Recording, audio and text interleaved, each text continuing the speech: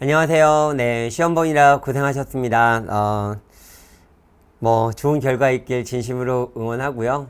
이 해설 강의는 시험 본분보다 앞으로 준비하시는 분들이 더 볼 거라는 생각이 듭니다. 그래서 앞으로 이제 시험이 어떻게 나올 거고 어떻게 준비해야 될 것인가, 해설도 해설이지만 방향 중심으로 좀 설명해 나가도록 하겠습니다. 그래서 먼저 문제를 좀 풀고 나서 강의를 듣는다면 더 효과적일 거다, 이렇게 보시면 되겠습니다. 자, 먼저 간단한 총평을 하면, 이번에 시험의 문제가 제가 이제 기사들을 조금 봤어요. 근데 무난했다 얘기를 하는데, 제가 보기에는 얼핏 풀었을 때는 그렇게 어려움이 없을 수 있을지 모르겠지만, 결과적으로 봤을 때는 난이도적인 측면은 조금 올라갔다, 이렇게 볼 수 있을 것 같아요. 작년 같은 경우는 너무 쉬웠는데 올해는 올라갔어요. 올라간 이유를 제가 두 가지적인 측면만 좀 설명을 하면, 이제 문제가 완전히 바뀌었어요. 그러니까 작년에는 쉬웠는데 약간 변하는 형태가 보였어요. 그러니까 2018년도부터 변해 오다가 작년에는 문제 유형은 완전히 변했는데 답이 너무 선명했고, 올해는 문제 유형이 거의 수능형에 대한 어떤 형태로 문제가 지금 출제가 되고 있어요. 이거는 문학도 그렇고 비문학도 그렇고. 그래서 이 문제에 대한 내용들을 한번 하겠고요. 그래서 이제는 이 부분을 준비하지 못하면 시간적인 측면에 심적인 부담도 있을 뿐만 아니라 결국 고득점을 확보하지 못하게 된다.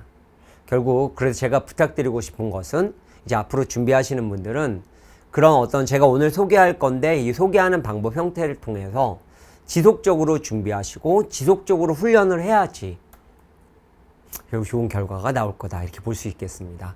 자, 이건 좀 이따 문제에 들어가 설명하겠고요. 그 다음에 두 번째는 문법 같은 문제가,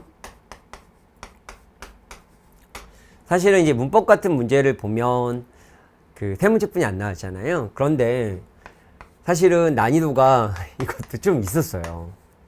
그러니까 다는 아니지만 그래서 지엽적인 형태도 있었습니다. 물론 깊게 공부한 사람들은 이 부분이 좀 편했을 거고, 깊게 공부하지 않고 대략적으로 그냥 학습 정도 하고 문제 몇 번 정도만 풀었던 분들은 해결하기 어려웠어요. 그러니까 이건 맞아, 문제 풀고 나서 맞아가 되는 거지 해결하기는 조금 어렵지 않았을까, 이런 생각이 듭니다. 그래서 이제 문법 같은 경우도 좀 더 깊게 공부할 필요가 있다. 깊게 공부한다라는 것은 개념을 가지고 익숙하게 만들어서 그 개념이 내 몸에 체화될 수 있게끔 만들어주는 형태의 학습이 진행이 돼야 된다라고 보시면 되겠습니다. 자, 어휘는 들어가서 소개하겠습니다. 그래서 대체적으로 난이도는 작년도에 비해서 훨씬 좀 어려워졌고, 그 이유를 따져보면 문제 유형들이 달라졌다. 문제 유형들, 그러니까 출제 원리가 달라졌어요. 그리고 문법 같은 경우에는 문제는 적게 나왔지만 깊이 있는 문제, 그리고 작년에도 두 가지 이상의 내용의 물음을 물어보는 문제가 나왔거든요. 요번 같은 경우도 음이랑 국어의 어떤 변화 형태를 물어보는, 두 가지를 물어보는 문제가 나오면서 문제에도 나름대로의 개념이 좀 몸에 입혀져야지 좀 풀 수 있는 문제가 출제됐다. 그런 문제들이 출제됐다, 이렇게 보시면 되겠습니다. 자, 그럼 지금부터 하나하나씩 들어가서 보도록 하겠습니다. 이 문제는 언어 예절인데 오랜만에 나왔네요. 언어 예절 문제. 보통 이제 자연스러운 문장이 많이 나왔고, 이 언어 예절은 그렇게 많이 나오진 않았지만 일단 요번에 나왔어요. 그러니까 모처럼 나왔습니다. 그러니까 시험은 대체적으로 어디에서 나올지 모르는 거예요. 네, 그러니까 다양하게 나오는데, 일단 여기 같은 경우는 우리가 워낙 많이 공부를 했었던 내용이죠. 특수 어휘를 간접 높임일 경우에는 특수 어휘를 사용하지 않는다. 이거는 편안하게 해결했을 거예요. 아닌가요? 이거 편안하게 해결했어야 돼요. 자, 두 번째, 여기 보면 이 고모라고 하는 것도 보면 사실 기출문제에서 여러 번 나왔던 거죠. 그러니까 이것도 별로 부담은 없었어. 그런데 이것 같은 경우는 사실 높임 표현에 관련된 내용이고, 이거 같은 경우에는 어떤 호칭어에 관련된 언어 예절이니까, 그러니까 사실은 봤을 때 언어 예절을 물어봤지만 높임과 호칭에 대한 거 여러 가지 복합적으로 물어보게 된 거죠. 아가씨가 돼야지, 아기씨나.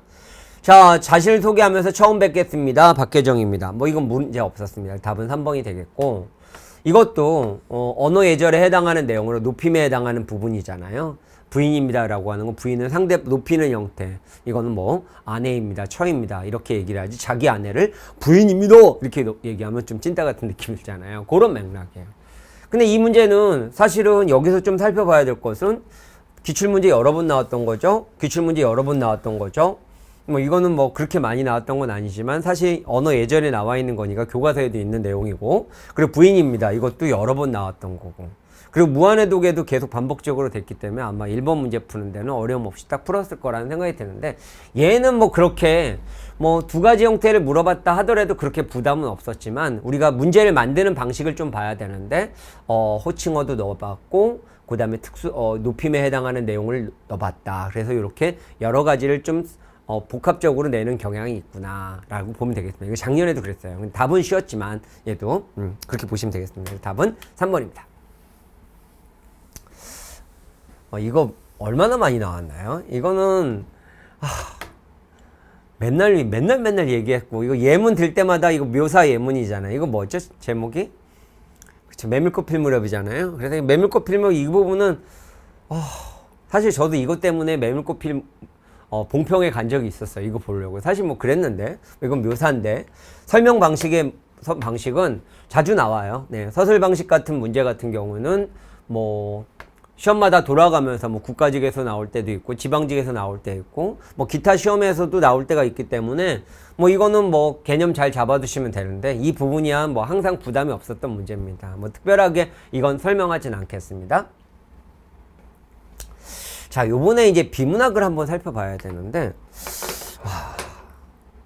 이제 제가 이제 비문학을 조금 얘기하고 싶은 게 있어요. 그러니까 저는 비문학 시간 단축 훈련을 통해서, 그리고 비문학 그 개념 독해하는 과정을 통해서 예국님께 많이 말씀을 드렸어요.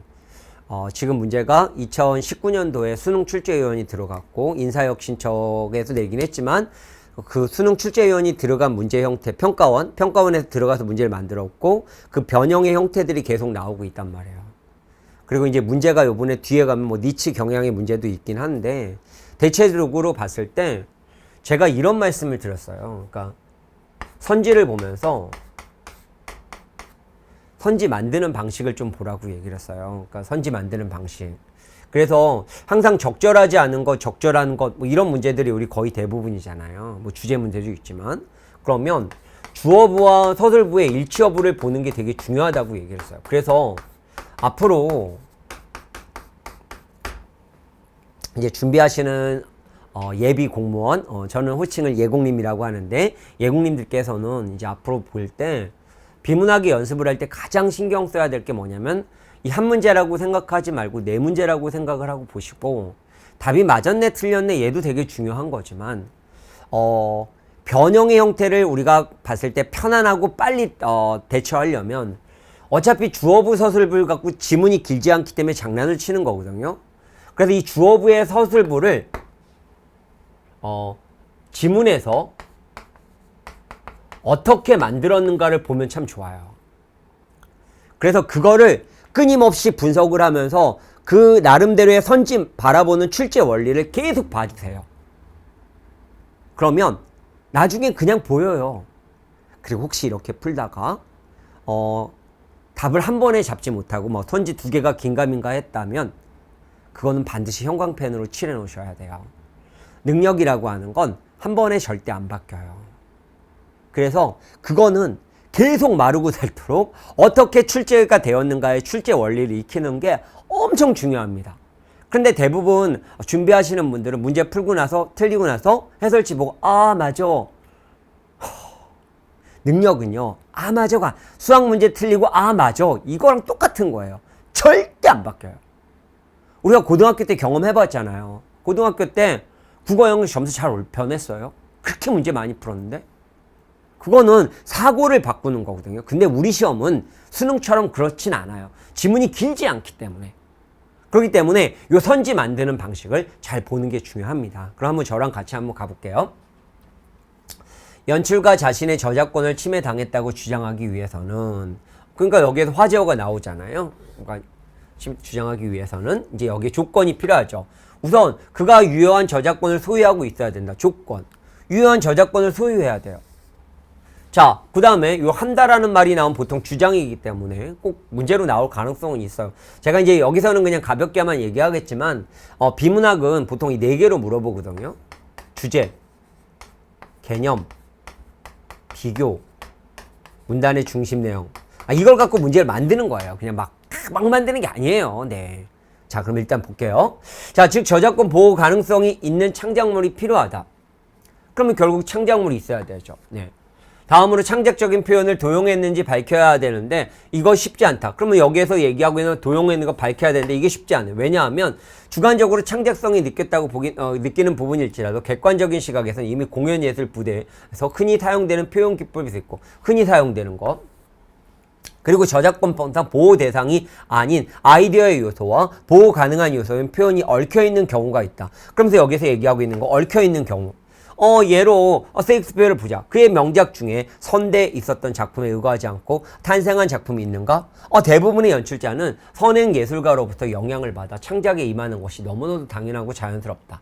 따라서 무대 연출 작업 중에서 독보적인 창작을 걸러내서 배타적인 권한의 저작권을 부여하는 것은 매우 흔치 않은 것이다. 결국 저작권을 부여하는 게 만만치 않다.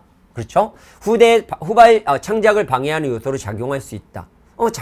방해하는 것을 작용할 수 있다. 저작권법상 창작자에게 개인적인 인센티브를 제공하여 창작을 장려함과 동시에 일반 공중이 저작물을 원활하게 이용할 수 해야 하는 두 가지 가치의 균형을 이루는 것이 목표다. 그럼 이건 왜 썼어요? 결국 여기에서 얘기하고 있는 것을 보면 저작권법을 어떻게 나아가는 방향에 대해서 얘기하려고 글 쓴 거네요. 자, 그럼 일단 이렇게만 한 바퀴 읽어봤습니다. 그럼 선지 만드는 방식을 한번 볼게요. 1번을 볼게요. 그러면 화제어를 보시라는 거죠. 네. 그럼 무대 연출의 창작적인 표현은 도용 여부를 밝히기는 쉽지 않다. 그럼 도용 여부. 사실 이걸 얘기하려고 쓴 거 아니에요? 네. 이걸 맨 처음에 왜 썼어요? 도용 여부를 밝히기 쉽지 않다라는 거. 그 이유를 몇 가지 든 다음에 이 사람이 나아가야 될 방향에 대한 얘기를 한 거잖아요. 그럼 이건 사실은 화제어예요. 그쵸? 네. 글 쓴 이유를 얘기하는 거니까 핵심 내용이라고 볼 수 있어요. 그럼 여기에서 얘기한 화제어를 보면 도용당했는지 밝혀내기 해야 하는데 쉽지 않다. 그럼 만든 방식을 보세요. 쉽지 않다. 도용됐는지를. 자, 그럼 여기에서 얘기하고 있는 것을 보면 쉽지 않다. 도용됐는 창작적인 표현. 이건 그냥 문장이 정확하게 그냥 나왔기 때문에 얘는 어렵지 않게 나온 거예요. 그러니까 화제어를 가지고 가서 본문을 잡아와서 본문에 있는 말을 어떻게 만들었는가를 보는 연습을 하는 게 되게 중요해요. 자, 2번 볼까요? 저작권의 침해를 당했다고 주장하려면 유효한 저작권을 소유하고 있어야 된다. 자, 그러면 주장을 하려면 결국 저작권을 소유하고 있어야 된다. 그럼 거기에서 얘기하고 있는 것을 본다면 볼까요? 주장하기 위해서는 소유하고 있어야 된다. 네, 그냥 이거는 뭐 한다. 아까 우리 나올 거로 예상했잖아요. 근데 이것도 역시 문장이 그대로 나와 있기 때문에 얘도 부담스럽진 않았어요. 그래서 항상 만들 때 보면 답 맞았네 틀렸네가 아니라 선지가 어떻게 만들어졌냐를 보는데 이렇게 찾는 건 어렵지 않아. 그러니까 여기 앞에는 별로 부담되지 않는데 뒤에가 좀 부담되는 문제들이 있었잖아요. 자, 볼까요? 그 다음에 3번. 독보적인 무대 연출 작업에 저작권을 부여한다고 해서 후발 창작에 방해가 되지는 않는다 얘기를 하고 있습니다. 자, 그러면 여기에서 독보적인 무대 연출 작업을 한번 볼까요? 자, 여기 보면 독보적인 창작 무대 연출 작업 중에서 독보적인 창작을 걸러내 배타적인 권한인 저작권을 부여하는 것은 매우 흔치 않은 경우이고 후발 창작을 방해하는 요소로 작용할 수도 있다. 자, 그러면 여기에서 후발 창작에 방해가 되지는 않는다. 근데 여기에서 얘기하는 건 뭐예요? 될 수도 있다 라고 얘기했으니까 이거는 그냥 문장 그대로 했잖아요. 그럼 틀렸네요. 그래서 답은 3번입니다. 그러니까 여기는 문제가 부담이 없었어요. 근데 항상 선지를 만드는 방식이 어떻게 만들었나 봐요. 나중에 뒤에 문제를 보면 이런 게 있어요. 예를 들면 도치가 되는 경우가 있어요. 도치. 본문에는 제가 자주 드는 예문이잖아요. 문명은 잘생겼다. 어이없는 문장이 있다고 쳐봐요. 그럼 선지는 잘생긴 건 문명이다. 이렇게 나와요. 그럼 이런 식으로 도치의 문장의 구문으로 만들 때가 있단 말이에요. 그리고 두 번째는 앞에 나와 있는 것은 대우관계가 요번에 나온 게 대우잖아요. 제가 매번 얘기한 건데 문명은 잘생겼다. 근데 선지에 잘생기지 않는 것은 문명이 아니다. 이렇게 나오면 이것도 맞는 거잖아요. 그러니까 이런 대우관계. 그 다음에 또 얘기하고 있는 것을 보면 핑퐁이 있어요. A, B, B, C. 그리고 A, B가 되고 본문에 나와 있는 게 A, B가 됐고 B, C가 되었고 선지에 나올 때는 A, C가 나올 때가 있어요. 이것도 맞는 경우가 있어요. 그럼 이런 식으로 문장을 만든 구조를 보는 거예요. 아니면 A는 여기에 나와 있는 이 앞부분은 화제어 본문에 있고 B는 본문에 있는 말을 돌려놓는 거예요. 여기에는 인과라고 나왔는데 여기에는 원인과 결과를 분석한다. 뭐 이런 식으로 나온다라는 거죠. 그래서 선지 만드는 방식이 어떻게 만들었는가를 계속 반복적으로 보는 거예요. 나중에 이제 저는 이렇게 얘기를 할 거거든요. 모든 답은 어디 있대요? 비문학은? 지문. 누가 몰라요? 근데 그게 안 되는 거잖아요. 그래서 지문, 그렇게 되려면 모든 답이 지문에서 사고하는 연습을 하려면 지문에서 문제가 나오는 게 어떤 건지 알고 얘가 어떻게 변형됐는가를 계속 봐주는 연습을 해야 돼요. 뭐 이건 여기서는 얘기하지 않겠습니다. 그런 과정에서 계속 핑퐁 작업 쳐나가는 거죠. 그러다 보면 사고가 만들어지는 거예요. 물론 언어를 워낙 잘하는, 언어 능력이 워낙 좋은 분들은 뭐 이런 걸 그냥 고민해. 맞아요. 할 필요가 없어요. 하지만 예전에 수능에서 언어 2, 3등급 이하였던 분들은 많이 하셔야 돼요. 네. 그거 꼭 명심하시고 1, 2등급이었던 분들은 이런 출제 원리를 조금만 생각해서 보면 그냥 바로 인지가 될 거예요. 자, 4번 보면 저작권 목표는 창작하지 않은 창작을 장려하고 일반 공중에 저작물 이용을 원활하게 하는 이게 글쓴 의도잖아요. 그래서 논지에 해당하는 내용으로 맨 마지막에 제공하여 함과 동시에 플러스죠. 일반 원활하게 이용할수록 해야 하는 두 가지 얘기하는 그대로 나온 겁니다. 그래서 결국 여기에서는 답은 3번이 됐는데 뭐 이 경우는 부담이 없었던 문제, 거의 다 맞췄던 문제라고 생각이 되고요. 항상 주어부와 서술부의 일치 여부를 가지고 어떻게 만들었는가를 보는 작업이 필요합니다. 뒤에서 한번 더 구체적으로 자세히 한번 가보도록 할게요. 자, 고쳐쓰기입니다. 국가직에서도 보통 이 고쳐쓰기 문제 꽤 많이 나오죠. 그러니까 자연스러운 문장 플러스 고쳐쓰기에서 보통 2문제가량이 나올 때가 있고 둘 중에 1문제가량이 나오고 있는데 이건 최근 3년 동안 거의 그랬어요. 그러니까 자연스러운 문장 같은 경우, 고쳐쓰기 같은 경우는 그거에 대해서 대비를 해야 됩니다. 이걸 대비하기 위해서는 어떻게 해야 되냐면 그 자연스러운 문장에 틀리는 유형의 형태가 있어요. 그거를 분류해서 먼저 머릿속에 정리해 놓은 다음에 그거에 관련된 예문들을 엄청나게 많이 반복적으로 돌리면서 그 유형에 따라서 접근한다 보면 결국 그 유형이 보이게 되는 그런 형태가 되겠습니다. 뭐 이거는 그런데 요번에 고쳐쓰기 문제는 내용적인 측면이었어요. 그러니까 보통 이건 문법적인 측면이 나왔는데 요번에 고쳐쓰기의 차이는 어기적인 측면이다. 그럼 다시 말해서 이건 문법 지식을 물어보는 게 아니라 철저하게 언어 능력적인 측면을 물어보고 있는 문제예요. 볼까요? 그렇게 수차례의 처벌이 있게 되면 죄수들은 실제로 교도관이 자리에 없을 때조차도 언제 처벌을 받을지 모르는 공포감에 스스로를 감시하게 된다. 그러니까 이 파놉티콘은 이거 맨날 나오는 그 수능에서요 매번 나오는 지문이에요. 모의고사나 뭐 수능 지문이나 EBS 지문이나 정말 많이 나와요. 제가 왜 이 얘기 하냐면요, 지문 가서 계속 발췌하고 있어요, 우리 문제가. 심지어 문학까지도. 네. 자, 그럼 이거 괜찮고요. 이렇게 권력자에 의한 정보 독점 아래 다수가 통제된다는 점에서, 그 소수인데 소수에서 다수가 통제가 되는 거죠. 그냥 가만히 있어도 통제가 되는 거니까 이건 고칠 필요가 없어서 답은 2번이 됐죠. 이거는 그냥 2번하고 넘어가도록 하겠습니다. 다수인데 괜히 고쳤어요. 이건 이제 어휘적인 측면이니까 문맥의 앞뒤를 넉넉히 봐야 된다라는 건데, 제가 여기서 말씀드리고 싶은 건 문제가 예전에는 여기에 문법적인 측면의 문제가 나왔는데 이번 지방직에는 내용적인 측면, 단어의 의미적인 측면을 가지고 물어보는 언어 능력을 물어보는 문제로 나왔다. 그러면 요번에 이렇게 나오면 다음에는 어떻게 나올까요? 몰라요. 네. 그러니까 이게 지금 계속 왔다 갔다 하고 있는데 뭐 이렇게 나올 때도 있고 고쳐쓰기가 나올 때도 있고, 왜냐하면 수능도 그러니까요. 네. 지금 계속 발췌하고 있거든요. 네. 자, 이제 여기 같은 경우 보면 김소월의 산인데, 뭐 이건 일반적인 작품은 아니에요. 이게 재작년부터, 예전에는 제 교재에서 거의 95%, 90%, 100%가량도 나온 적이 많았었는데요. 재작년부터 좀 아니더라고요. 한 80%, 75%. 그래서 전체적으로 합하면 80%, 85%지만 국가직, 지방직 얘기하는 거예요. 그래서 뺐어요. 작품을 많이 제가 교재에서. 왜냐하면 이 학습 능력을 만드는 게 더 중요한 거더라고요. 이제 적중은 그렇게 의미가 없더라고요. 예전에는 적중이 더 중요했는데 이유는 뭐냐면 예전에 적중이 더 중요했던 이유는 예전에는 지식 문제였어요.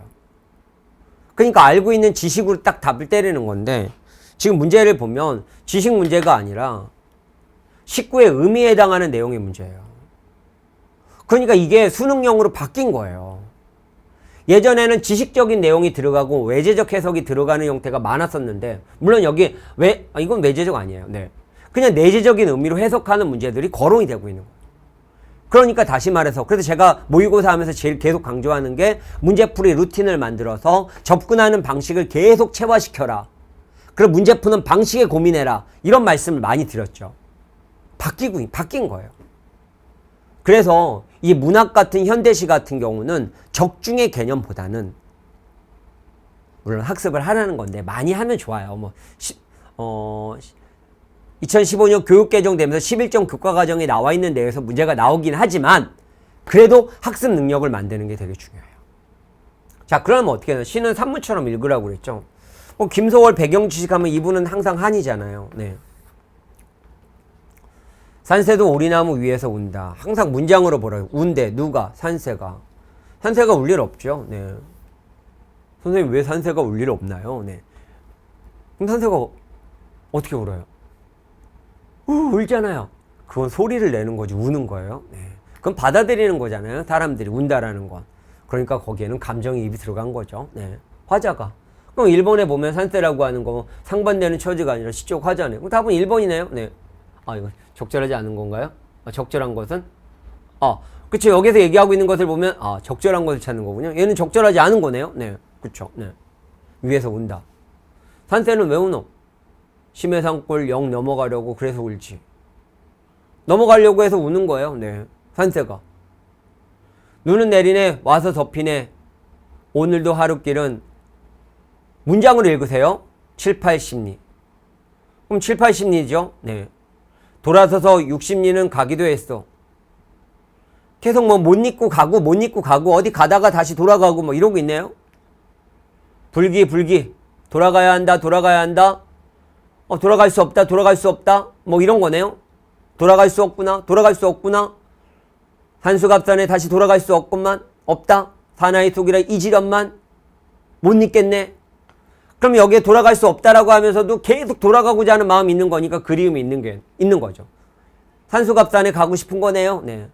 화자의 고향 이렇게 볼 수 있겠고. 산에서 오는 눈, 산에는 오는 눈, 들에는 녹는 눈, 산새도 오리나무도 위에서 운다. 다 우네요. 네. 산수갑산 가는 길은 고개의 길. 이렇게 막혀 있어요. 네. 어려운 길이에요. 네. 그러니까 지금 가고 싶은데 못 가서 울고 있는 거네요. 네. 그러니까 시조가자에 놓인 방랑길, 네. 그쵸. 떠돌아다니는 거잖아요. 네. 7, 80리 길 돌아서서 또 간다 하면서 계속 왔다 갔다 하는 거니까. 네. 불기, 네.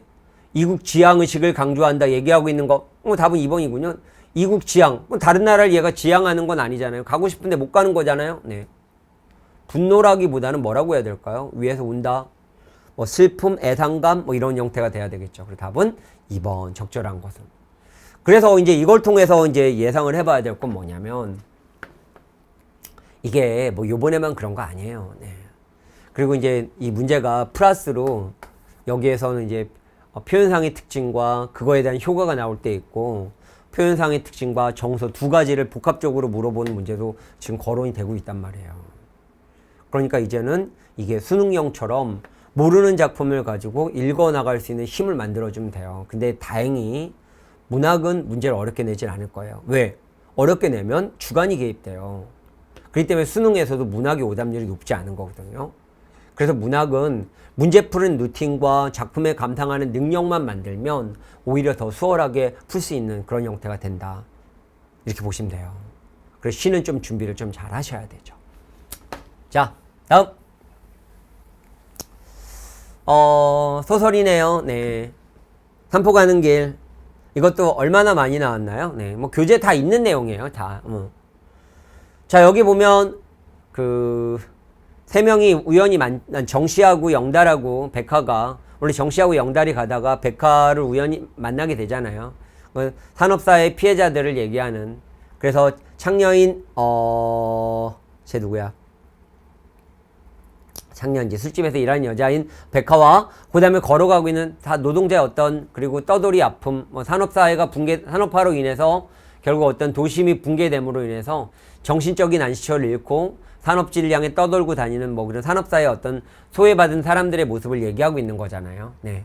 자, 그럼 이거는 뭐냐? 선지를 한번 볼게요. 전부 다 뭘 물어보고 있냐면 상황 속의 인물의 심리 태도를 물어봤어요. 이 문제를 보면서 와, 문제 수준이 확 높아졌어요. 옛날에 비해서.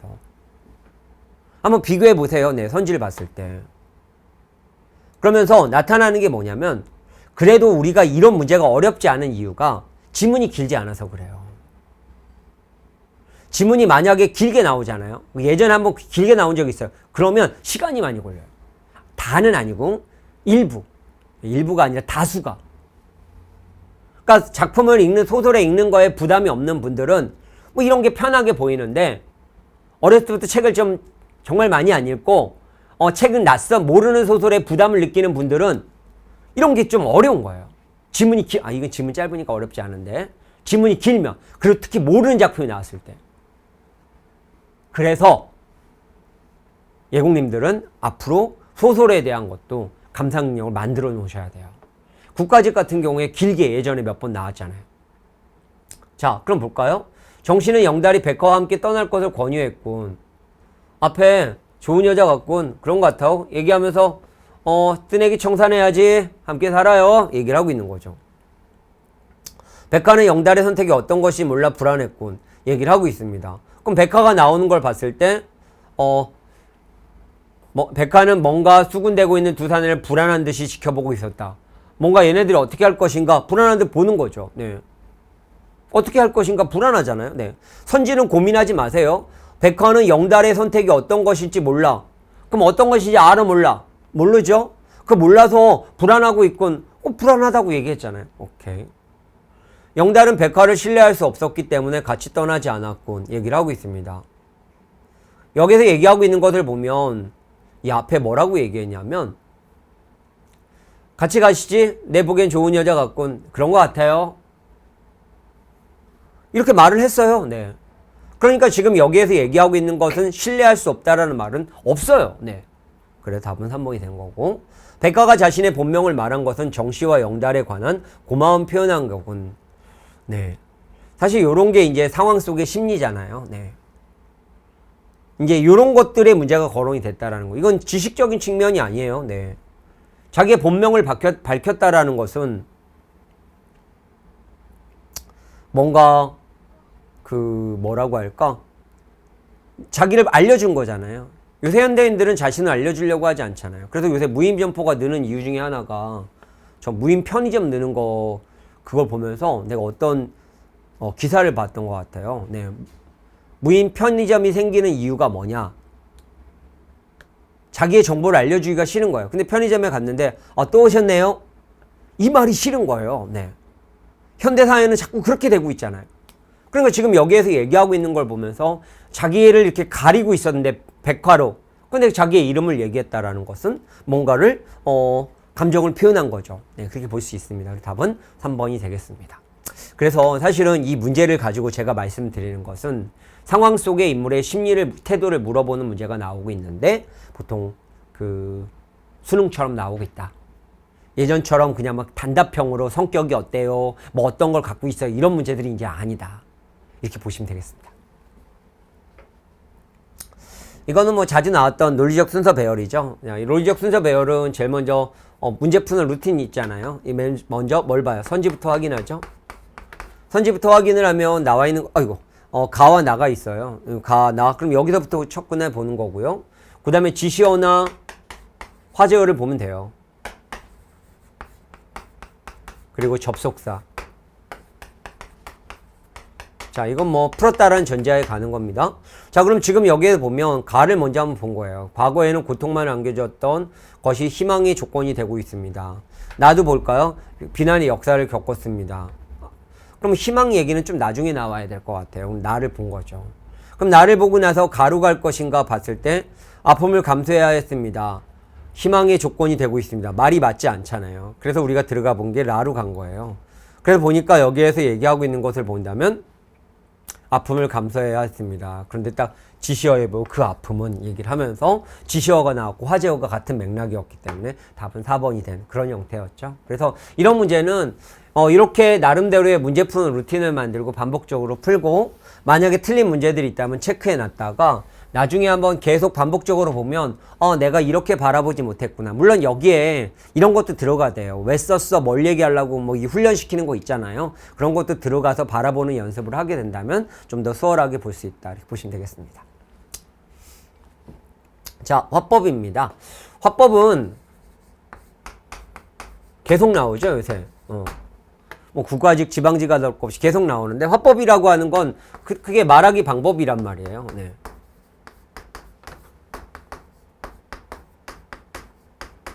그럼 말하기 방법에 대한 내용이 맞냐? 어떤 게 있는 걸 없는 걸 찾아라, 있는 걸 찾아라, 뭐 이런 형태의 문제가 나오거나 아니면 화제에 대한 내용. 이 앞에서 그 말 거론하지 않는 뭐 찐따를 찾아라, 뭐 이런 문제들이 나오는 거죠. 네. 자, 그럼 여기도 일단 딱 내용을 보면 요약 방식을 제안하고 있다. 선지 만드는 방식을 보세요.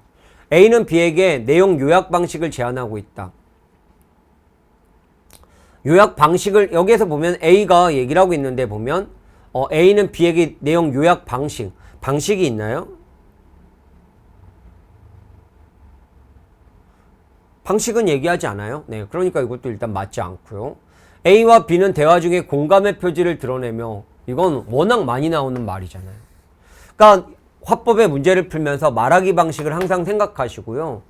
연습할 때 기출 문제집을 풀거나 아니면 많은 문제를 풀어볼 때 여기에 나와 있는 선지의 화제어들을 말하기 방식의 화제어들을 좀 학습해 두시면 되게 좋을 것 같아요. 그러니까 예를 들어 공감이라는 말은 워낙 우리가 많이 받아서 네 알겠습니다, 네 맞습니다, 네 뭐 이런 말이 나오면 공감적인 표현을 하고 있단 말이에요. 그래서 답은 2번이 된 거예요.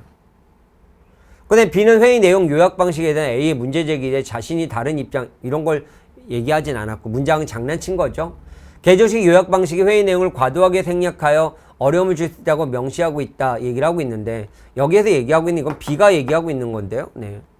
그래서 틀렸고요. 그래서 항상 이렇게 주어부와 서술부가 과연 내용이 맞냐 안 맞냐를 봐주시는 게 중요하다 이렇게 보시면 되겠습니다. 자, 다음 글에 대한 이해로 적절하지 않은 것을 찾아라 하는 내용이 되겠습니다. 자, 여기도 일단 마찬가지로 본다면 비문학이잖아요. 적절하지 않은 것, 적절한 것은 일치 불일치란 말이에요. 그럼 항상 우리는 뭘 봐야 되냐면 주어부와 서술부의 말을 잘 끊어서 볼 필요가 있어요. 네, 봤을 때. 그럼 적절하지 않은 거죠. 네, 지문은 다 읽지 않겠습니다. 그래서 항상 선지 만드는 방식을 보세요. 자, 이건 좀 재밌었습니다. 한번 볼게요. A시에 있는 학교의 만 19세 미만 재학생은 그러면 여기 화제어가 눈에 들어오는 건 뭐냐면 만 19세 미만 재학생이죠. 청소년 의회 교실에 참여할 수 있는 대상이다. 만 19세.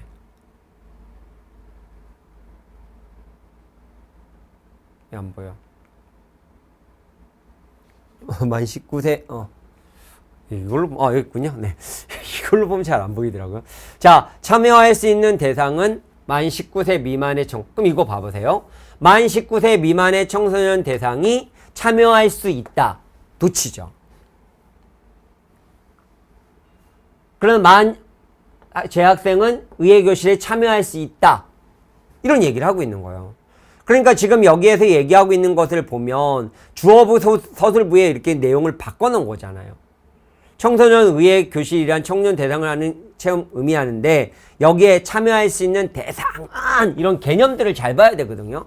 무아산 그래서 항상 개념, 비교, 문단의 중심 내용, 주제. 그리고 문단의 중심 내용 잡는 방법은 화제어 갖고 왜 썼어, 뭘 얘기하려고 맨날 이 연습해야 되는 거예요. 그러니까 지문을 가지고 문제가 나올 게 뭔가를 예상을 해야지 시간이 빨라져요. 문제를 많이 푼다고 빨라지는 게 아니에요. 네. 그래서 이건 도치시킨 거고요. 2번을 볼까요? A시의 시의회 의장은 청소년의회 교실의 민주시민 교양과 관련된 교육 내용을 결정할 수 있다라는 얘기를 하고 있어요. 그러면 지금 여기에서의 의장은 얘기를 하고 있죠.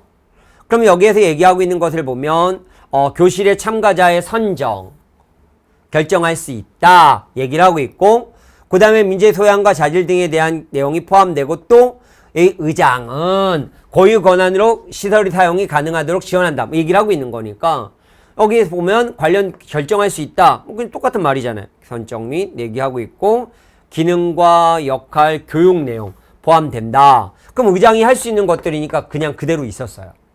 그러니까 여기에서는 하나, 또 두 번째 둘 얘기하는 열거가 되어 있는 게 주어부 서술부 가면서 과라는 말로 매칭을 시킨 거예요. 자, 3번이 재밌었어요. 3번을 보면 A시에서 시행된 청소년의 의회 교실에서는 시의 의장은 본의 의장 시설을 사용하도록 지원해 주었다라는 얘기를 하고 있습니다. 자, 그러면 여기에서 얘기하고 있는 의장을 얘기하고 있죠. 본의 의장 시설을 사용하도록. 그러면 시설 사용을 한번 볼까요? 그러면 지금 여기에서 얘기하고 있는 것을 본다면 시설. 여기에 봤을 때 시의회 의장은 고유 권한으로 본 회의장 시설 사용이 가능하도록 지원할 수 있다.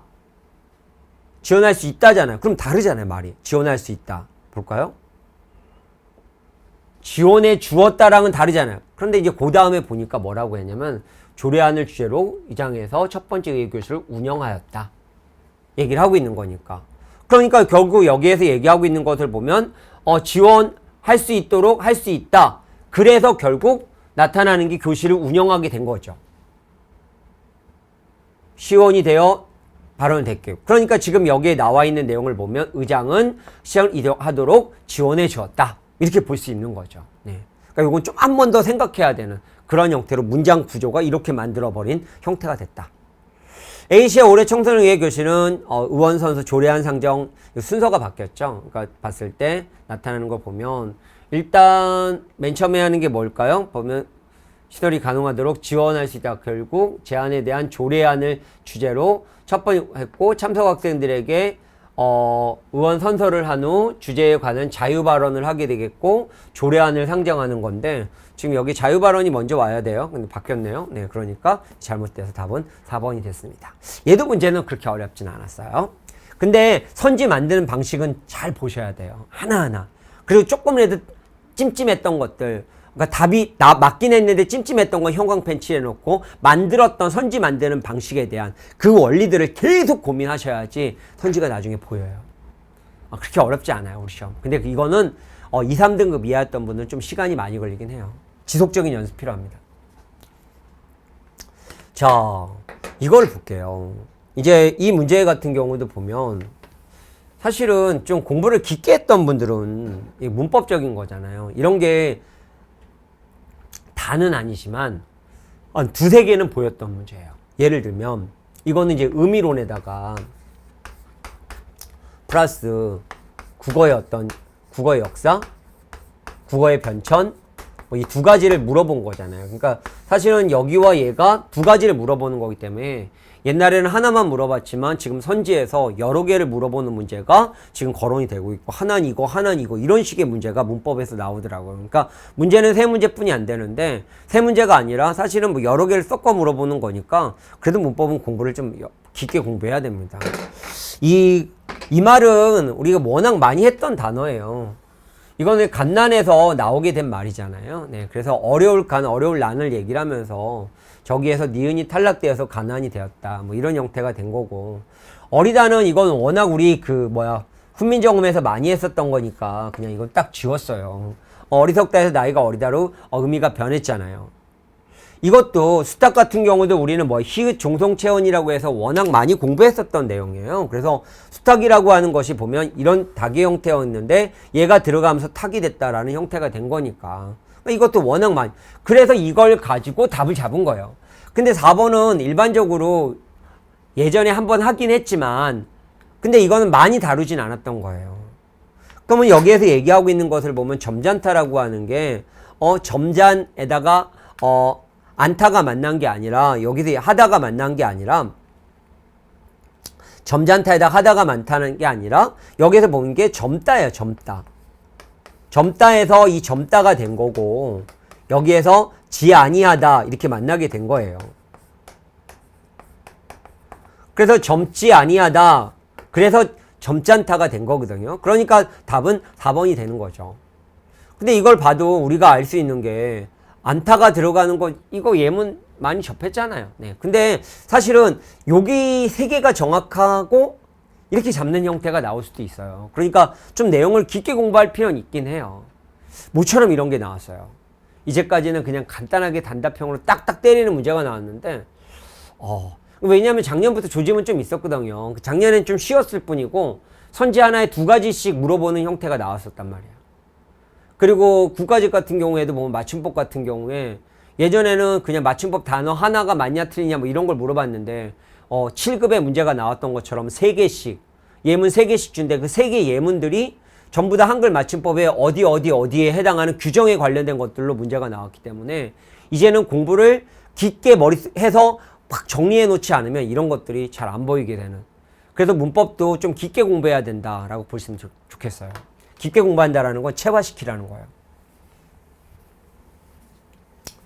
자, 주제에 관련된 문제를 가볼까요? 주제에 관련된 문제는 항상 우리가 문제를 던져야 될 것은 이런 거예요. 그러니까 왜 썼어요? 왜 썼어? 항상 이거잖아요. 뭘 얘기하려고? 애매하면 계속 이 물음만 던지면 답이 나와요. 볼까요? 예전에 혐오는 대중의 관심을 끄는 말이 아니었지만, 그럼 아니면 뭔데? 그 다음에 이 사람이 하고 싶은 말이잖아요. 익숙하게 듣는 말이 되었다. 왜? 그럼 과거에 혐오가 존재하던 말이 아니다. 그럼 뭔데? 단지 최근 몇 년 사이에 이 문제가 폭발하듯 가시화되었다는 뜻이다. 가시화됐네? 왜? 혐오 현상은 외계에서 뚝 떨어진 괴물이 만들어낸 것이 아니라. 아니, 뭔데? 거기엔 자체의 사회적 역사와 사회적 배경이 반드시 선행된다. 그러면 결국 여기에서 얘기하고 있는 것을 본다면 결국 역사와 사회적 현상의 배경이 반영된 혐오 현상에 대한 얘기를 한 거예요. 그쵸? 그럼 이거 왜 조금 보자고. 이 문제를 바라볼 때 주의사항이 있다. 그게 뭔데. 혐오나 직무라는 특정 감정에 결핍해서는 집착해서는 안 된다. 안 되는 것이다. 그럼 혐오가 주제인데 거기에 집중하지 말라니 얼핏 이율배반처럼 들리지만 이는 매우 중요한 포인트다. 그게 뭔데 그럼? 왜 혐오가 나쁘냐고 물어보면 많은 사람들이 이렇게 답한다. 나쁜 감정이니까 나쁘지. 약수와 소재를 처벌을 만드니까 나쁘지. 이 대답은 분명 선량한 마음에서 나오는 것이다. 하지만 그럼 문제의 성격을 오인하게 만들 수 있다. 혐오와 직무라는 감정에 집중할수록 이런 감정에 집중하면 우린 달을 가리키는 손가락만 바라보는, 결국 달을 바라보지 않고 손가락만 바라보는, 뭔가 잘못 바라보게 되는, 관점이 틀리게 되는 것이다. 인과관계를 혼동하면 안 된다. 이 문제 제기한 거네요. 곤란하다. 그럼 어떻게 해야 되는데? 뭘 봐야 되는데? 우리가 문제시하고 있는 각종 혐오는 자연 발생한 게 아니라, 그럼 아니면 뭔데? 사회적으로 형성된 감정이 똑같은 말이네요. 사회 문제의 기원이나 원인이 아니라 발현이며 결과다. 그럼 아니면 뭔데? 사회적인 발현이에요. 발현. 문제가 아니라. 그래 더 정확히 말하면 혐오는 증상이다. 사회적인 증상을 관찰하는 일은 중요하지만 거기에만 매몰되면 곤란하다. 혐오나 증오 그 자체를 사회학으로 지목해 도덕적으로 지탄해서는 안 돼야 된다. 그럼 이건 뭐 했어요? 혐오라는 것을 지탄하는 방향으로 가면 안 된다. 그럼 어떻게 해야 되는데? 그것은 사회적인 발현의 결과이다. 그래서 사회적으로 형성된 감정이다. 문제, 혐오 현상에 인과관계가 존재하지 않는다. 혐오 현상 주제를 물어본 거예요. 왜 써서? 혐오 현상은 선량한 마음으로 바라봐야 된다. 이런 말은 있긴 하지, 선량한 마음으로 바라보기 때문에 나타나는 증상이 있지만 이거 얘기하려고 쓴 건 아니잖아요. 혐오 현상을 만들어낸 근본 원인, 그게 뭔데? 사회적 현상, 사회적인 발현. 답은 3번이네요. 혐오라는 감정에 집중하고 삶을 이제는 잘 보인다. 감정에 집중한다고 잘 보이는 게 아니라 잘못 보게 되는 거라는 얘기를 한 거잖아요. 사회 현상을 바라봐야 되는. 그러니까 주제에 관련된 문제는 딱 머릿속에 넣어야 될 게 화제였고 왜, 그래서 왜, 어떻게, 그래서 왜, 네. 근데 이게 훈련을 안 하면요. 짧은 시간 안에 확 안 돼요. 네. 여기서 얘네들이 문제가 조금 더 어렵게 나올 때가 있다니까요. 여기도 보면 예전에는 그냥 본문에 있는 말 똑같이 들어갔어요. 근데 본문에 있는 말 똑같이 안 들어갔잖아요, 지금. 이걸 갖고 한 번 더 돌려놓은 거잖아요. 그러니까 이걸 사실적 사고라고 할 수도 없어요. 네. 그래서 예국님은 지문 분석 능력, 그래서 제가 비문학에는 세 가지 능력이 있다고 하잖아요. 이 능력과 L 능력과 P 능력. 이는 정확한 독해, L은 논리적 사고, P는 문제 해결 능력. 이 세 개를 만들어야 돼요. 그리고 나서 이제 선지 만드는 방식을 계속 바라봐 줘야 되는데 요새 좀 지문이 문제가 쉬웠잖아요. 그러니까 지방직 준비하셨던 분들 중에서 대충 하셨던 분들이 계실 거예요. 좀 어려움이 있었을 거예요. 네. 아니 물론 언어 능력이 있었던 분들은 어렵지 않았을 거예요. 근데 없었던 분들은 좀 준비하신 그런 방향으로 좀 준비를 하셔야 된다. 훈련도 많이 하셔야 되고. 자, 얘도 뭐 일반적인 작품은 아니었어요. 그래서 이제 봤을 때 우리가 아는 작품 아닌 것들이 이제 문제로 많이 나오더라고요. 그럼 한번 이제 펴볼까요? 몰라도 돼요. 선지 한번 보자고요. 시상 전개. 그럼 이건 표현상의 특징이죠. 초연한 태도, 정서적인 측면이죠. 자연과 대비되는 쇠락한 인간사를 의미적인 측면과 표현상의 특징이죠. 꽃잎풀은 이건 식구의 의미 파악이죠. 그러니까 표현상의 특징도 물어보고요. 표현상의 특징은 보통 5개 물어보거든요. 구성, 어조, 이미지, 강조, 비유, 반복에 관련된 내용을 물어보고 나머지는 정서니까 여러 가지를 물어보는 하나만 물어보는 문제가 아닌 거죠. 자, 그럼 일단 볼게요. 그냥 문장으로 읽는 거예요. 이 멋진 초가 정자가 있고 항상 서술어로 있대요. 뭐 초가 정자가. 그게 어때요? 멋지고. 숲의 사이에 오솔길이 나 있네. 그럼 멋진 초가 정자가 있는 거예요. 시간적 흐름, 시상 전개. 정자가 있는 게 시간의 흐름이에요? 아니네요. 네, 벌써 답은 1번이네요. 네. 답은 너무 쉬웠어요. 그쵸? 네. 숲의 사이로 오솔길이 나 있네. 술 한잔하고 시를 읊조리면서 누가? 내가. 어디에서? 초가 정자, 수필란 이겨에서. 온갖 꽃 속에서 높다랗게 앉아있네. 그러니까 높다랗게 초가 정자에 앉아있는 거예요. 네. 정자에서. 그럼 니은을 뭐라고 했어요? 초연한 태도. 결국 시를 읊조리면서. 틀린 말은 아니죠. 산과 계곡은 언제 봐도 그대로구만. 자연은 변해요? 변하지 않아요? 변하지 않아요. 누대는 하나같이 비어있구나. 사람은 없어요. 자연과 인간의 대비. 그래 고전 시가의 수사법 중에 베스트 3가 있어요. 자연과 인간의 대비, 설이법, 감정이입. 자연과 인간의 대비. 디귿. 자연의 대비는 쇠락한 인간사. 붉은 꽃잎 하나라도 흔들지 마라. 늙고 갈수록 봄바람이 안타깝구나. 그러면 지금 여기에서 붉은 꽃잎, 이 봄바람아, 그대로 떨어뜨리지 마. 얘기하고 있는 거예요. 봄바람이 안타깝구나. 그러면 결국 꽃잎을 흔드는 부정적인 이미지, 꽃잎을 떨어뜨리고 있는 부정적인 이미지, 봄바람. 오케이. 정답은 1번. 그러니까 문장으로만 읽으면 돼요. 네. 그래서 고전 시가는 물론 학습이 돼 있으면 좋아요. 그래서 대부분 고전 시가 같은 경우는 많이 나오는 편이에요. 교과서에서. 그래서 교과서 내용 학습하시고 그리고 이렇게 감상하는 능력도 같이 만드셔서 어떤 게 나오더라도 편안하게 풀 수 있는 힘을 만드셔야 돼요. 네, 그렇게 어렵지 않아요. 어휘적인 측면에 모처럼 이런 문제가 나왔어요. 예전에 지방직에서 이런 문제 많이 나왔었거든요. 근데 한동안 안 나왔었어요. 근데 이게 나왔네요. 그래서 사실 이런 걸 지엽적이다라고 얘기를 하는데 다행히 그렇게 많이 어려운 단어는 아니었어요. 네. 물론 사람에 따라 다르죠. 네. 근데 이거는 그래도 발족 이거는 아니질 거 아니에요. 발족을 보면 족이라고 하는 거 발족자잖아요. 네. 딱 봤을 때 이거 됐고 각축이라고 하는 건 뿔이잖아. 뿔. 쫓다. 뿔을 쫓는 거니까 답은 3번인데요. 수화는 손이잖아요. 손. 네. 그리고 완이라고 하는 건 팔뚝이고 스라라고 하는 건 무릎 아래. 그러니까 답은 3번입니다. 자, 이거는 뭐 어떻게 해야 되나요? 그래서 그래 말이에요. 그러니까 이런 거에 대한 대비를 어떻게 해야 될 것인가. 사실은 이게 뭐 마냥 공부하기도 그렇잖아요. 그래서 사실은 이제 지방직 같은 경우는 이런 어휘들을 조금 공부하셔야 돼요. 자료화해서 드릴 겁니다. 이런 것들은. 이건 막판에 한번 편하게 보게. 왜냐면 한동안 안 나와서 사실 좀 많이 뺐었던 경향이 있거든요. 예전엔 교재는 있었어요. 근데 이거는 한번 이런 단어들을 한번 공부해 볼 필요는 있을 것 같습니다. 이제는 약간 부담스러워졌어요. 사실은. 그래서 이거는 사실은 저는 예상치 못했던 문제입니다. 근데 이제 이런 것들에 대비해서 막판에 뭐 초반부터 막 외울 필요까지는 없을 것 같아요. 정리해 볼 필요 있습니다.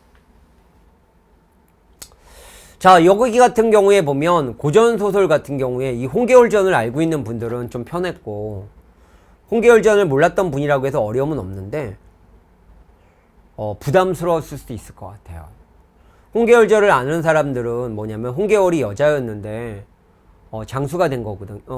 여자가 됐는데 여자예요. 여자였어요. 그런데 난을 만나갖고 집안을 뿔뿔이 흩어지게 되고 남장을 해서 엄마 아빠와 헤어지면서 여기 나오는 보국인의 집, 아빠 여공 집에서 같이 동문서약하면서 지내요. 그래갖고 결국 얘는 이제 평국이라는 이름을 갖게 되거든요. 계월이라는 애가. 평국에 얘는 장원급제에서 원수가 되고 얘는 중군장이 돼요. 그러니까 그 밑에 장수가 돼요. 그래갖고 싸움에서 이기고 돌아왔는데 나중에 몸이 아파서 임금이 의사를 보낸 거예요. 근데 거기서 이제 여자임이 밝혀지게 된 거죠. 임금은 괜찮다. 죄송하다. 괜찮다. 얘기를 하면서. 그래갖고 뭐 하냐면, 그럼 결혼을 시켜줘요. 그래갖고 뭐 하냐면, 야, 너 보국하고 결혼해. 보국하고 결혼해요. 그리고 친구였다가 이제 아내가 된 거죠. 네. 그러다가 이제 나중에 어떻게 되냐면, 이 보국은, 남성 중심적인 사고, 여자가 남자한테 뭐라고 하는 게, 짜증나는 거죠. 나한테 명령을 해. 그러니까 이게 좀 내용은 맞지 않잖아요. 고전소설? 그런 거예요. 근데 얘가 더 높잖아요. 계급이.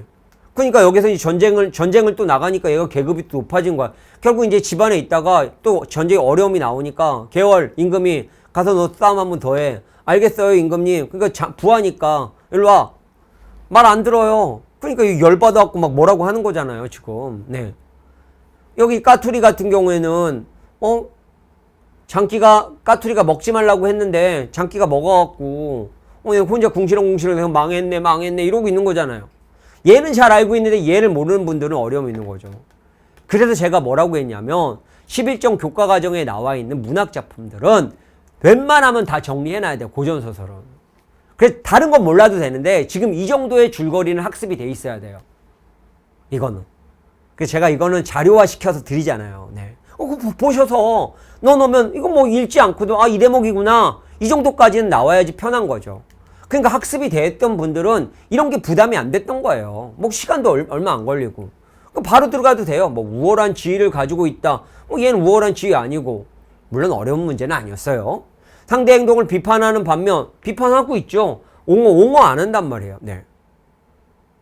갈등 양상을 타개하는 적극적인 일로 와 이러고 있고 얘는 아이고 이러고 있는 거니까 답은 3번이 된 거죠. 그래서 이 문제를 봐도 이제 두 작품을 비교하는 문제가 꼭 하나씩은 나오더라고요. 네, 그쵸? 그리고 봤을 때 두 작품을 비교하는 문제가 나오는데 이 고전소설 같은 경우는 그래서 좀 줄거리를 잘 준비하고 계시는 게 적어도 내용은 다 모른다고 하더라도 줄거리를 통해서 인물 관계도만큼은 딱 짜져 있는 공부가 돼야지 시간을 단축할 수 있는 거예요. 아주 어렵진 않잖아요. 네. 자, 얘는 얼핏 보면 어휘 문제라고 치부할 수 있는데 맞춤법이라고 볼 수 있는데 맞춤법이라기보다는 맞춤법 맞긴 해요. 근데 사동, 피동에 관련된 개념이 명확했다면 이 문제는 어려움이 없었어요. 그리고 지금 대체적으로 문제는 어디에서 많이 나오고 있냐면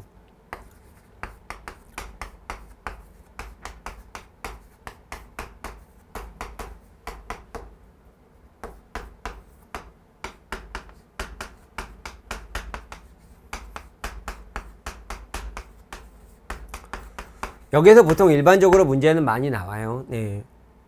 그럼 지금 여기도 일단 보면 봅시다. 습관처럼 말을 되낸다. 말을 되내는 거죠. 누가? 내가 말을 되내는 거예요. 내가 말을 되뇌임을 당하는 게 아니에요. 그러니까 이라는 말은 쓸 수가 없어요. 그러니까 이 말은 틀린 말입니다. 그쵸? 그러면 헤매다. 내가 헤매는 거예요. 내가 헤매임을 당하는 게 아니라 내가 헤매고 있는 거예요. 그러니까 이런 것도 쓰면 안 돼요. 네, 그쵸? 너무 급하게 밥을 먹으면 목이 맨다. 목이 맺는 거죠. 목이 매임을 당하는 게 아니에요. 목이 맨다라는 거예요. 매임을 당하다 이자가 들어가는 게 아니에요. 손가락이 끼이다. 끼다. 끼이다. 손가락이 기계에 끼임을 당하는 거죠. 그럼 얘는 당하는 거니까 얘는 피동 맞아요. 그래서 답은 4번인 겁니다. 맞춤법 문제가 아니에요. 그러니까 이게 사동피동에 대한 개념이 명확했다면 항상 문장을 볼 때는 서술어를 통해서 주체를 보잖아요. 그것만 생각해도 나올 수 있는 거죠. 그래서 이제 문법 같은 경우에 공부할 때 딱 보면서 아 이게 이렇구나 들어가려면 그냥 문법 한번 정리하고 나서 그 뭐 3회독 4회독 이런 거 아니에요. 저랑 문법 정리하고요. 무한회독 짬짬이 가면서 그냥 습관적으로 하루에 뭐 일주일에 한 번 정리할 때는 조금 하고 전철 타고 다니면서 그냥 뭐 주 3회 한 20분 30분 버리는 시간에 그냥 들으면서 대답하고 눈으로 대답하는 거예요. 1.5배속 처음에는 정상 속도로 듣되 나중에 1.5배속으로 대답하면 그냥 머릿속에 딱 남게 돼 있어요. 책이 그렇게 만든 거고 강의가 그렇게 만든 거잖아요. 그래서 무한회독 잘 활용하세요. 네, 이거는. 그러면 문법은 웬만하면 안 틀려요. 네, 틀릴 수가 없어. 사실은 이 한자, 계륵과 같은 한자.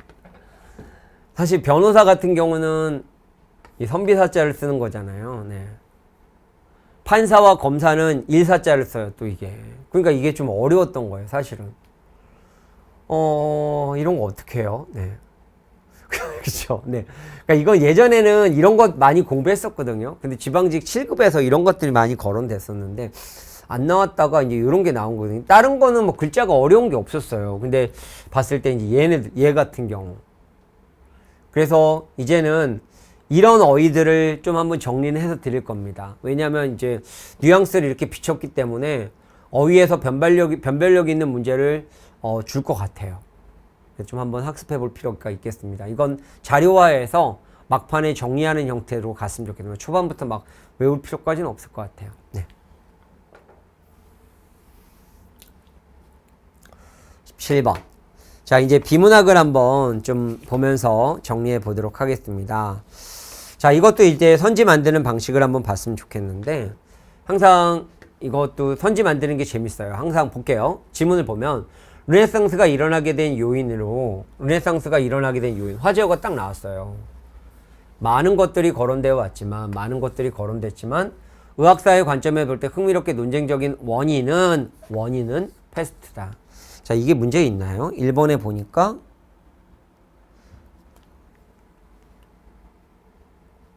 다양한 요인 가운데 하나이다. 이 말을 이렇게 돌려놓은 거예요. 보세요. 르네상스가 일어나게 된 요인은 많은 것들이 거론되어 왔는데 논쟁적인 원인은 가장 볼 때 흥미롭고 논쟁적인 원인은 패스트다. 이것들 중에 이것다라는 거예요. 그럼 선지 만드는 걸 봤을 때 창궐은 이게 이제 패스트잖아요. 결국 발생을 설명하는 다양한 요인 가운데 하나다. 이렇게 만든 거예요. 그리고 여기에서 얘기하고 있는 것을 봤을 때 창궐이라는 말을 써버렸고. 창궐이라는 말 있나? 없죠. 네. 그러니까 이제 이런 식으로 문제를 봤을 때 패스트, 여기는 패스트라고 나왔는데 창궐이라는 말은 또 없었고 그걸 또 앞으로 가면서 주어부로 뺐고 여기 있는 말의 내용의 문장을 이렇게 섞어버린 거죠. 근데 나중에 이제 제가 얘기하고 싶은 것도 뭐냐면 이거는 왜 썼어? 라고 하면 르네상스가 일어나게 된 요인, 원인을 얘기하려고 썼어. 그 원인 패스트. 이거 얘기하려고 썼어. 이게 결국 이 문단의 중심 내용이에요. 그래서 1번이 중심 내용이 나온 거예요.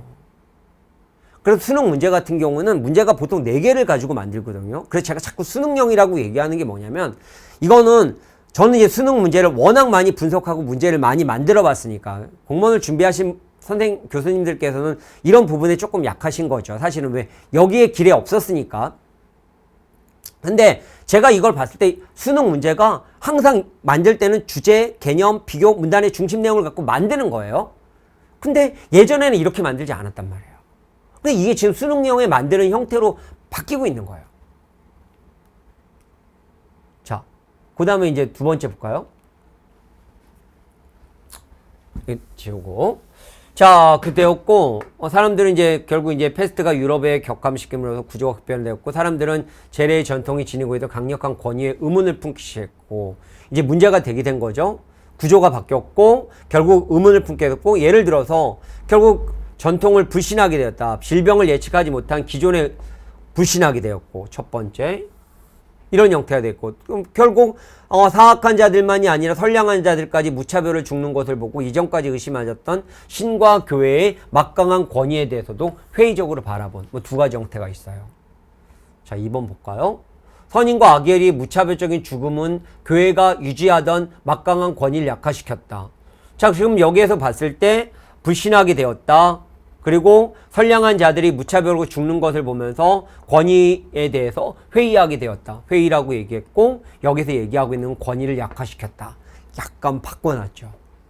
이런 식의 문제가 예전엔 똑같은 거였는데 이제 문장이 변화가 되는 형태로 나오고 있습니다. 자, 그 다음에 볼까요? 속수무책으로 당할 수밖에 없던 죽음에 대한 경험은 사람들은 여러 방면에서 변화시켰다. 사람들은 변화시켰어요. 얘기하고 있는 죽음에 대한 경험은 변화시켰습니다. 시태가 널리는 광경에 익숙해졌고 인간의 유해에 대한 두려움 또한 점점 옅어졌다. 두려움이 약해졌고요.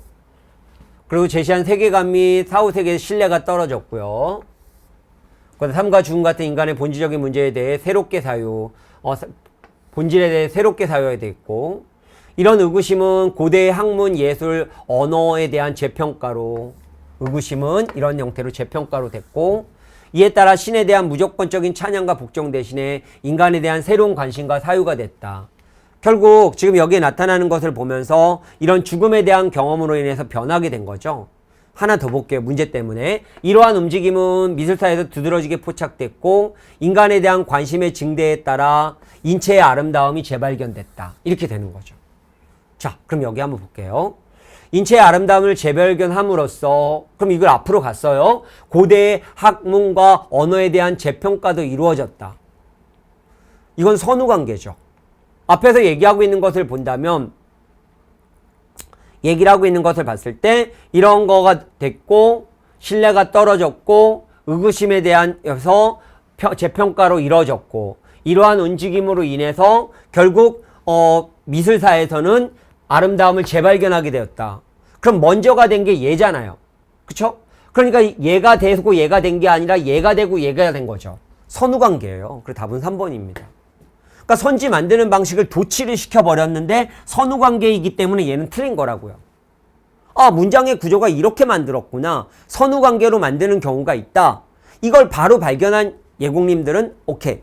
물론 느낌으로 알고 있었던 예공님도 오케이인데, 아, 이렇게 만들었구나. 출제 원리를 계속 따져주는 작업은 해라 라고 말을 하는 거예요. 이거를 그러니까 계속 우리는 비문학의 이연습이라니까요. 이거 훈련을 하는 게 관건이, 이거 뭐 몇 번 한다고 나오는 게 아니고, 이건 우리는 사고가 미리 굳어졌기 때문에 안 돼요. 그리고 언어의 내용 이해 능력도 사람마다 완전히 어느 정도 있기 때문에 잘 안 바뀌어요. 그러니까 이런 구조에 대한 고민을 계속 하셔야지만 변하는 거라는 거. 4번 르네상스 시기의 해부학은 의사들보다 미술가의 관심을 끌었다 얘기를 하고 있는데, 이거 뭐 맨 마지막에 보면 미술가들은 예술가이면서도 동시에 해부학, 여기 보니까 기존의 의학적 전통을 여전히 신봉하던 의사들에게는 해부학이 불필요했어. VS잖아요. 얘네는 불필요했고 얘네들은 결국 했고, 그러니까 여기 해부학 의사들보다도 얘네들이 관심 가졌다. 이 말은 맞네요. 그러니까 이것도 마찬가지로 VS를 갖고 변형 갖고 만든 거라니까요. 그러니까 지문을 갖고 문제 만들 거 예상하다 보면 딱딱 보여요. 이 문제. 그래서 시간이 안 걸리는 거죠. 자, 3번. 한자 성어는 뭐 거의 동일하게 나왔어요. 네, 그래서 여기 촌철살인에 해당하는 내용으로 한마디 뭐 말로써 감동을 주거나 뭐 거기에 영향을 미치는 거잖아요. 답은 2번이 되는데, 한자 성어의 형태는 거의 비슷한 형태로 나오니까 숙지하시면 될 것 같고요. 와, 저 이제 이 문제를 보면서 뭐 니치 문제 같기도 하는데, 니트 문제인 것 같기도 하는데, 사실 수능에서도 이런 형태가 나오긴 한데 사실 니트 경향이 더 강하긴 해요. 자, 이 추론 문제의 가장 큰 포인트는 뭐냐면요,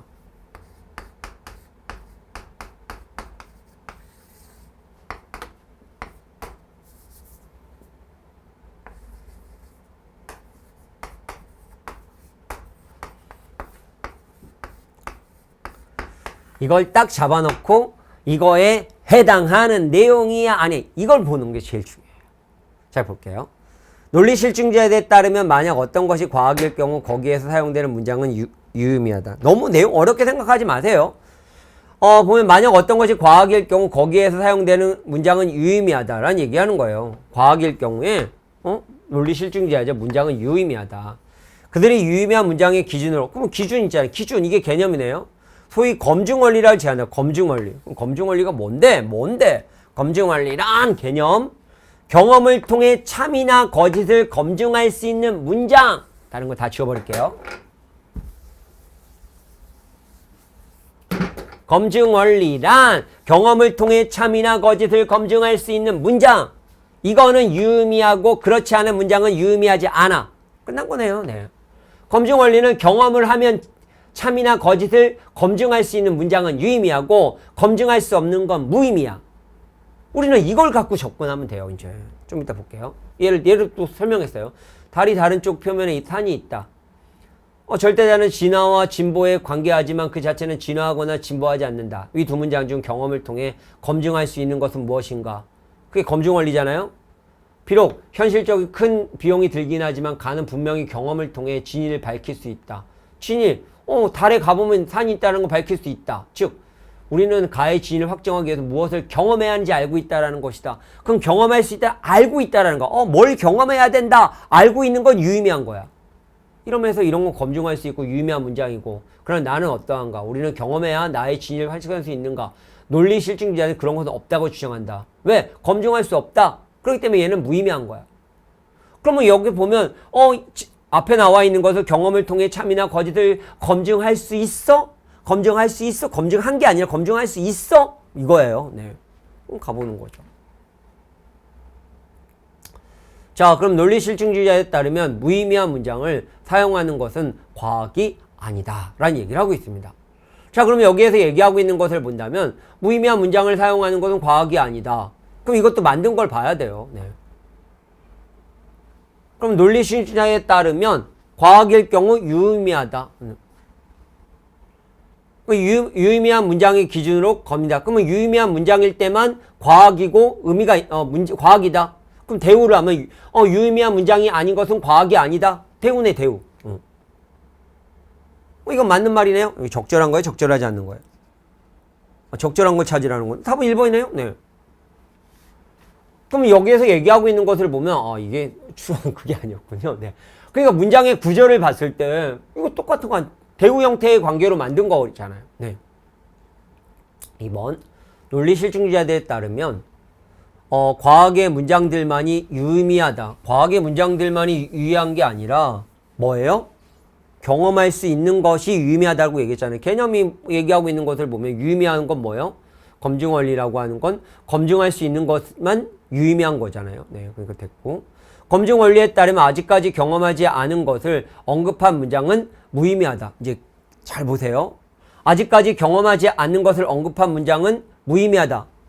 아니죠. 왜? 경험할 수 있는 거. 달. 아직 경험 안 했잖아요. 네, 그러니까 되겠고요. 검증 원리에 따르면 거짓인 문장은 무의미하다. 거짓인 문장이 무의미한 게 아니라 자꾸 이걸 갖고 생각하지 마세요. 무의미한 건 뭐예요? 경험할 수 없는 것이 무의미한 거예요. 자꾸 내용을 생각하는 게 아니에요. 개념을 생각하는 거예요. 그리고 선지 만든 방식 보고 틀리고 나서 맞아? 아니에요. 마지막.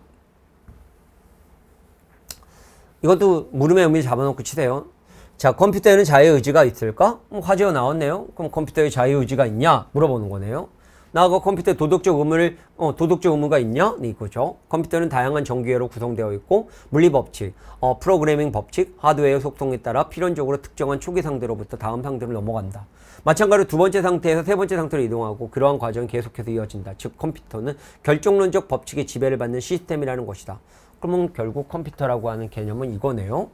이러한 시스템에는 자유의지가 있을까? 이걸 갖고 물어보는 거잖아요. 네. 결정론 지배를 받는 시스템의 중요한 특징은 주어진 조건에 따라 결과가 하나로 고정된다. 결과가 하나. 다시 말해서 이러한 시스템에는 하나의 선택지만 있다. 하나의 선택지. 그런 뜻에서 결정론적 지배를 받는다라는 것과 자유의지대를 가진다는 거 양립 vs네. 다르네. 그러면 결정론은 자유의지가 없다라는 거네. vs. 어떤 선택을 할 때 그것과 다른 선택을 할 수도 있다라는 것은 결국 자유의지가 필요하다. 그럼 자유의지라고 하는 건 이것도 선택하고 저것도 선택하고. 결국 결정론적 법칙의 지배를 받는 시스템은 자유의지가 없어? 없다.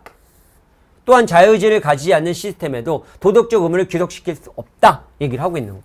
자, 그러면 일단 포인트는 딱 나온 거죠. 왜 썼어? 결국 여기 물음이 뭐죠? 시스템에는 자유의지가 있는가? 없다. 결국 시스템은 왜? 결정론적 법칙이니까? 그럼 결정론 법칙이 뭔데? 하나의 선택지만 있는 것? 그럼 여기서 얘기하고 있는 자유의지와는 양립되는 것? vs? 그 개념 두 개 갖고 치는 거예요. 문제 볼까요? 컴퓨터는 자유의지를 가지지 않으며, 그쵸? 네. 도덕적 의무의 귀속 대상일 수도 없다. 이게 논지였잖아요? 주제. 그러니까 기억은 맞아요. 그러니까 일단 3번은 아니에요. 도덕적 의무를 귀속시킬 수 있는 시스템은, 그러면 여기에서 얘기하고 있는 시스템이에요. 결정론적 법칙의 지배를 받지 않는다. 자, 그러면 볼까요? 여기 보면 결정론적 법칙의 지배를 받지 않는다. 그러면 결정론적 법칙의 지배를 받는 것은 뭐였었죠? 대우해봐. 결정론적 법칙의 지배를 받는 것은 도덕적 의무를 귀속시킬 수 없다. 이렇게 되는 거잖아요. 대우관계를 만들어 보는 거예요. 여기에서 본다면 부정이잖아요. 부정이니까 부정을 긍정으로 만들고 여기를 부정으로 만들어 보자고요. 결정론적 법칙의 지배를 받는 것은 이게 바로 뭐였었어요, 아까. 그쵸? 봤을 때 컴퓨터 시스템이잖아요. 그럼 도덕적 의무를 귀속시킬 수 이건 없다. 그럼 맞는 말이네요. 대우관계 만들어서 문장을 딱 보면 자꾸 내용을 생각하니까 어렵죠. 문장 구조로 보면 편하잖아요. 그럼 이 니은도 맞는 거예요. 그럼 이것도 아니네요. 어떤 선택을 할 때 그것과 다른 선택을 할 수 없는 시스템은 그럼 딱 하나뿐이 선택을 못하는 거잖아요. 자유의지를 가지 않는다. 맞네요. 네, 하나뿐이 선택을 못하는 것은. 그래서 정답은 4번이 돼. 그러니까 이게 이 추론적인 문제는요. 물음의 의미를 잡아놓고 그거에 해당하는 내용이 아니야를 보는데 이 선지를 만드는 방식에 대해서 계속 고민하고 문장 구조를 바라보는 연습하면 내용이 어렵더라도 그냥 보여요. 뭐 어려운 거 자꾸 따지고 이런 건 아니죠. 물론 언어 능력이 좋은 분들은 바로 보여요. 자, 흥분해서 여기까지 수업을 했습니다. 그래서 이제 앞으로 지방직을 좀 준비하시는 분들은 문법은 그 무한해독을 가지고 개념 잡은 다음에 계속 수시로 돌리면 개념이 어느 정도 잡힐 거고요. 문학은 문제 푸는 루틴을 만들어서 그 자기 어떤 습관화시키는 작업을 한다면 좀 편하게 보게 될 거고요. 그 다음 비문학은 꾸준히 연습을 하면서 선지 만드는 방식, 지문에서 선지 예상하고 그 다음에 선지가 지문에서 어떻게 만들어졌는가의 출제 원리를 계속 분석하는 방법을 하게 된다면 점차적으로 단축이 될 거라고 보고, 어휘 같은 경우는 좀 이제 범위가 조금 더 지엽적인 형태가 나오게 되면서 좀 별도의 학습이 좀 필요할 것 같습니다. 그래서 이거는 잘 만들어서 제가 자료 제공해 드리면 그걸 가지고 학습하시면 수월하게 준비할 수 있을 거라고 봅니다. 그래서 전체적으로 언어 능력이 조금 좋았던 분들은 문제를 조금 더 수월하게 풀었을 거고, 언어 능력이 좀 부족했던 분들은 이 언어 능력 향상의 공부를 좀 신경을 많이 안 썼던 분들에게는 조금 더 어려움이 있지 않았을까 이렇게 봅니다. 그래도 제 수업을 들었던 분들은 우리가 비문학 시간 단축 훈련을 통해서 많이 연습을 했었잖아요. 사실 이런 거 되게 많이 연습했죠. 그래서 아마 좀 더 수월하지 않았을까 이런 생각은 해봅니다. 자, 하여튼간 좋은 결과 있길 진심으로 응원하고요. 앞으로 준비하시는 분들은 지금 말씀드린 토대로 잘 준비하셔서 내년에 꼭 좋은 결과가 있기를 진심으로 응원하겠습니다. 저도 뭐 열심히 강의하도록 할게요. 자, 오늘은 여기까지 강좌에서 뵙겠습니다. 감사합니다.